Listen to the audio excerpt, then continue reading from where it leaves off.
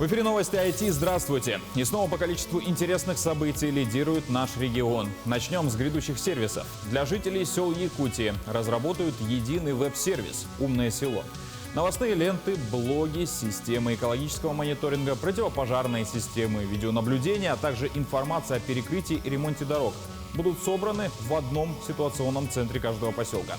В региональном Мининновации рассказали, что умное село – это аналог умного города, адаптированный на малые населенные пункты с учетом бюджета муниципальных образований и населения. Координировать его будет районный IT-центр. Основной технологией, используемой для реализации решения, выступает платформа, разработанная компанией-резидентом IT-парка Якутска. Планируется, что умное село начнет свою работу с первого квартала 2021 года. Финансирование будет происходить за счет инвестиций компаний-разработчиков, а также ежемесячной абонентской платы, согласно выбранным модулям. 2020 год стал вызовом для многих. Пандемия полностью изменила подход в образовательной системе. Теперь удаленное обучение – это норма. С какими трудностями столкнулись педагоги и ученики, и какие выводы сделали эксперты в материале Максима Кардозо. Дистанционное обучение прочно вошло в нашу повседневность. Занятиями в онлайн-формате уже никого не удивишь. Но еще в начале года такой новый подход вызвал много вопросов. Проблемы были и у учеников, и у педагогов. Мы видели, что кто-то достаточно быстро адаптируется в новом пространстве в интернете, а для кого-то это совершенно другое измерение, в котором нужно идти на ощупь. И педагогу нужно сконцентрироваться иногда не на предмете, а на получении новых компетенций, которыми он должен обладать, чтобы проводить дистанционное образование. От домашнего обучения страдали и родители. В сети стали появляться ролики измученных мам и пап. У меня 4 ученика в доме. 9 класс, выпускной класс, близнецы 6 класс и дочка 1 класс. Мы делаем уроки круглосуточно. У меня нет дома возможности у всех детей иметь гаджеты. У меня нет столько комнат. С проблемами столкнулись и вузы. Больше всего пострадала практическая часть обучения. Университетам пришлось сильно обновить техническую составляющую. Университет закупил достаточное количество дистанционной программы в Zoom, чтобы в полной мере обеспечить дистанционную форму обучения. Сейчас мы разрешаем нашим сотрудникам приходить и делать видео занятия. На прошлой неделе мы установили очень хорошее оборудование для того, чтобы можно было проводить и сетевые программы, чтобы полностью обеспечить хорошим качеством. Уже понятно, что онлайн-формат в ближайшее время никуда не уйдет. И эксперты сходятся во мнении, что необходимо совершенствовать систему дистанционного образования, особенно в северных условиях. Ведь с дистанционкой о привычном зимнем карантине можно не беспокоиться. А перейти на дистанционку региональным учебным учреждениям помогает проект «Цифровая образовательная среда». Какой из школ Якутска повезло с обновлением в этот раз, узнал Дмитрий Тымыров. Проект «Цифровая образовательная среда» – это трансформация системы образования, создание безопасной учебной среды. Одним словом, для организации учебного процесса теперь будут применяться только современные информационные технологии. Мы являемся свидетелями следующего этапа развития системы образования, инфраструктуры образовательных организаций через создание таких уникальных цифровых образовательных сред.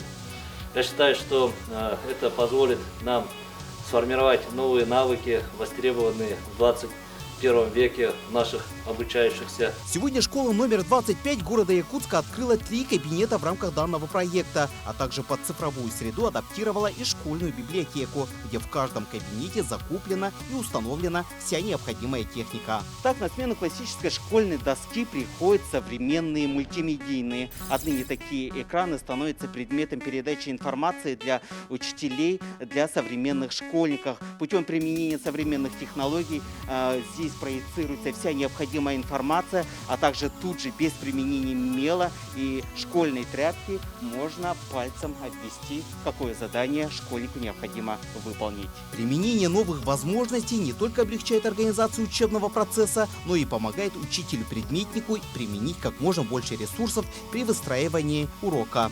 Доступ к таким электронным ресурсам нам дает быстро и качественно реализовать свои интересные проекты, также качественно и быстро подготовиться к урокам, а также к различным школьным мероприятиям. Благодаря данному проекту образовательные учреждения региона успешно вошли в дистанционное образование, что помогло многим учебным заведениям безболезненно организовать учебный процесс в период пандемии. Нынче в 2020 году открыли 19 площадок в 19 школах. В прошлом году, в 2019 году, цифровая образовательная среда была реализована в 11 школах. И в рамках этого мероприятия мы первую форсайт-сессию провели на базе 4 школ города, где наметили положительные, отрицательные моменты, все взвесили и наметили планы на развитие. Сегодня в регионе проект «Цифровая образовательная среда» реализуется в 102 образовательных учреждениях. Из них 76 – это школы, 26 – профессиональные образовательные организации. В следующем году региональное министерство образования планирует продолжить эту работу и расширить количество школ, где будет внедрена цифровая среда. Мощное цифровое радиовещание планируют в ближайшее время запустить в Якутской Арктике. К разработке системного проекта ТЦТР привлечены ведущие отечественные институты и проектные организации. Они проводят оценку и расчет зон уверенного приема, которые должны быть устойчивы по времени суток, невзирая на сезонные изменения в течение всего года. Планируется 100% охват территории Якутии, части Северного морского пути и Новосибирских островов. В ближайшее время ожидается разработка частот и запуск пилотного проекта. В Мирном открылся новый IT-центр. Это уже 7-е современное пространство на территории региона. О его задачах расскажет наш корреспондент Марфирина Алексеева. IT-центр расположился в здании детского центра дополнительного образования. Это небольшой кабинет, оснащенный 9 рабочими местами и интерактивной доской. Помимо рабочей зоны имеется уголок релакса, где можно перекусить, выпить кофе или просто удобно расположиться у окна. Центр создан для того, чтобы активные и талантливые люди смогли реализовать свои идеи. Сотрудники центра предлагают своим резидентам современную техническую инфраструктуру, финансовую, научную и юридическую поддержку. И воспользоваться этими услугами и обзавестись оснащенным рабочим местом совершенно бесплатно может любой желающий. Например, сейчас все знают, что у нас в Мирном тяжелая ситуация по рабочим местам, идут сокращения в организациях, предприятиях, и мы надеемся, что есть люди, которые будут заинтересованы в СМИ и не будут бояться поменять свою деятельность основную, и придут к нам и смогут обучиться каким-то определенным программам. Это будут новые рабочие места для жителей Мирнинского района. Это также оказание услуг населению в сфере обучения их новым образовательным программам, которые дают новые компетенции именно в сфере информационных технологий. Кабинет оснащен умным голосовым помощником Айта, которую разработал резидент центра. Скажите, чем вам помочь? Айта, включи логотип. Включаю логотип. Айта, включи основное освещение. Включаю основное освещение. Вместе все посовещались, но Айта это как бы IT, то есть IT-центр. Вообще можно там автоматизировать вообще все. Например, сделать датчик протечки воды, датчик протечки газа, например, можно сделать. То есть это все управляться будет через смартфон, оповещаться тоже через смартфон. Также протечки газа, либо протечки воды можно также устранять. Кроме реализации различных проектов, в центре будут проводиться обучающие курсы. На сегодняшний день ведется набор групп по курсам создания интерьера кухни и авторской мебели в программе SketchUp. Также можно обучиться созданию новогодних иллюстраций, открыток или Google презентаций. Участники акселератора B8 представили свои проекты. Трансляция велась в онлайн-режиме. Команды 4-го потока поделились итогами 3 месяцев работы. Представили сервис для контроля за приемом лекарств и поиска выгодных предложений на медуслуги. Также участники показали платформу для проведения онлайн-занятий. Среди проектов есть и мобильное приложение для тренировок и правильного питания, сервис быстрых доставок, развивающая мобильная игра и интерактивный виджет для стриминга. В рамках фестиваля «Зима начинается с Якутии» в историческом парке «Россия. Моя история» начался показ мультимедийной инсталляции по мотивам якутских и северных сказок «Почему зима длиннее». С современной инсталляцией познакомилась Юлия Михайлова. Жила-была бедная сирота. Несколько сказок про быка и лошадь, про ворону и сову, старушку Талтау и другие объединились в одно повествование и ожили на экране. Маленькие зрители узнают, почему же зима в Якутии длиннее лета. Именно основываясь на наших якутских легендах, рассказах, вот именно мы хотели это показать, чтобы как бы связать древнее с современным, чтобы как-то это мультимедийно на современном языке подать. Вот такой вот проект сделали. К проекту привлекли молодых художников. Для них это первый серьезный опыт иллюстрирования сказок для мультимедиа. В стиле якутской графики делали все. Но главное, чтобы люди получили удовольствие какое-то, чтобы интерес проснулся.